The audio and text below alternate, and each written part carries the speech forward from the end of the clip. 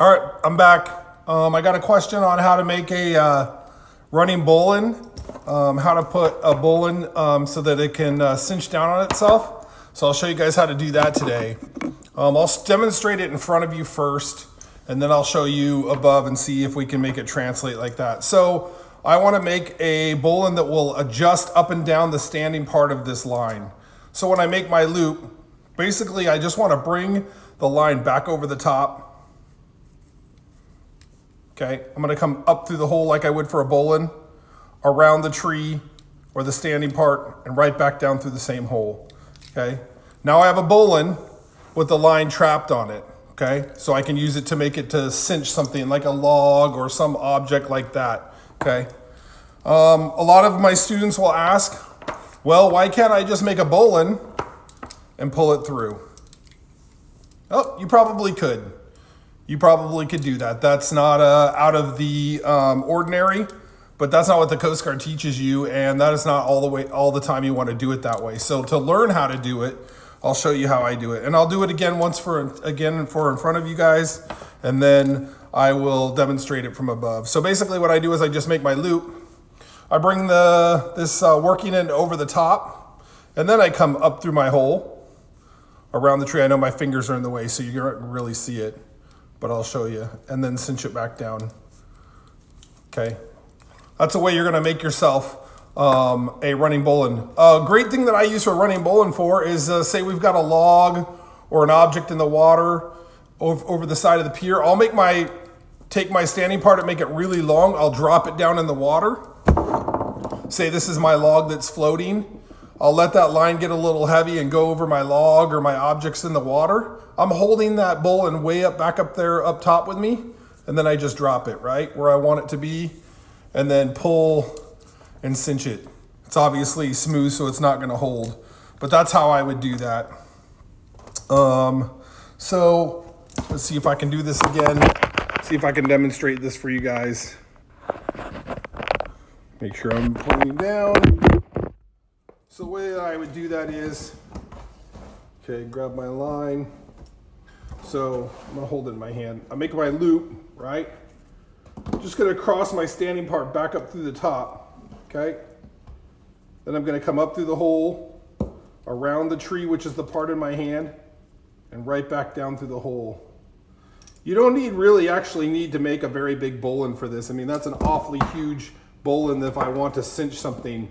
The smaller you could make it, the better, almost like for a lasso. And I'll demonstrate that again.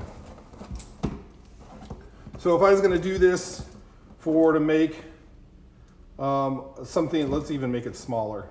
This is gonna make it, right? So this part that's in my hand, the standing part, I'm just gonna come back over the top of it again. I'm gonna come up through the hole, around the standing part that's in my hand, and right back down through the hole.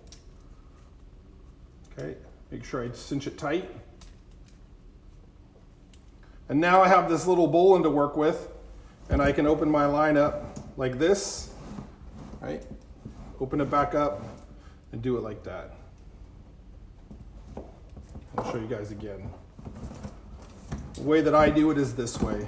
I just make my loop like I would normally for my bowline. I'm bringing it back over the top of the standing part. I want to leave this loop here because this is what I'm going to work with, right?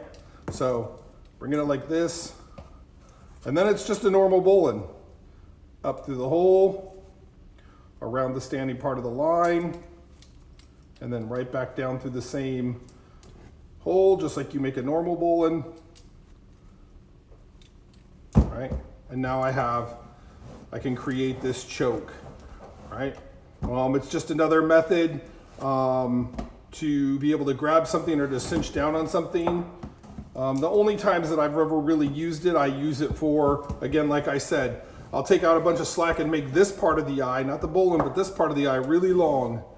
Dip that down in the water, get it around to wherever the object is, and then drop that bowline back down and cinch it tight. I'm gonna show you guys again. Take me 100 times to learn this, so I don't expect you to get it. So I'm just gonna make my normal loop, okay? I'm gonna cross that part back over, and I'm gonna use this working end like this, up through the hole, around the tree, and back down through the same hole. You might have another method for doing that if you guys are out there. I'm not saying my method is the way to do it. That's the method that I learned. That's the method that I use.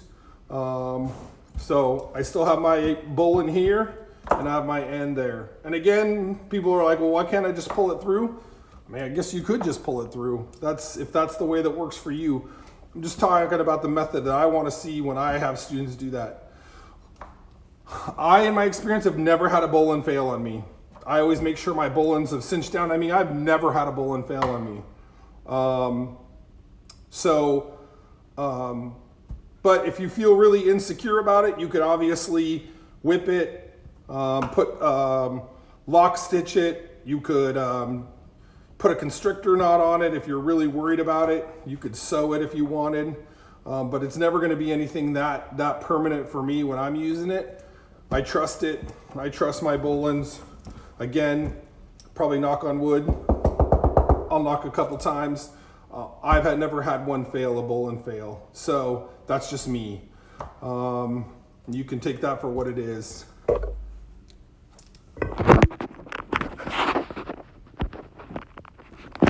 Anyway, so that's how I do that. Yeah, exactly. So let's talk about electrical tape real quick. There is one problem with electrical tape that I've learned, and it mostly pertains to natural fiber lines, but electrical tape does trap moisture inside, right? It's meant to protect things. So if you leave electrical tape on something that can rot, or like especially your natural fiber lines, cottons, things like that, you can induce a rot if it gets wet a lot. You want to think about that when you're putting electrical tape on your line. Obviously it works. The fishermen use it, the towboaters use it, lots of sailors use it, I use it. But it is an article that I read in one of the magazines, and I never thought about it, right? That if your line is subject to rot or subject to breaking down because it's wet all the time, electrical tape is one of those things that can induce a rot inside of it. So you just want to think about that. But I use electrical tape all the time. So I'm not using natural fiber lines for a lot of things that are critical use. So, but always something to point out. All right, guys, I appreciate it. That was just a quick video to show that aspect of using a running bowline. And again, like I said, I use a running bowline mostly to retrieve things over the side. We get big logs that float up at our pier. And luckily for us, most of them are nice and round or somewhat there. And you can just open this up, drop it down in the water, let it sink, use a pike pole or whatever you guys call it, a boat pole, to get it around, shimmy it around the log. Once you get it to the object in the water, you get it to where you want, you just drop that eye, and now it's cinched. So that's my thoughts on that, and that's how I share for you guys. If it doesn't really make sense, if my instructions on showing you how to do that were too fast, be sure and let me know. I'll work on it. Sometimes I get a little quick and I need to slow down. So yeah, it's a pike pole for sure.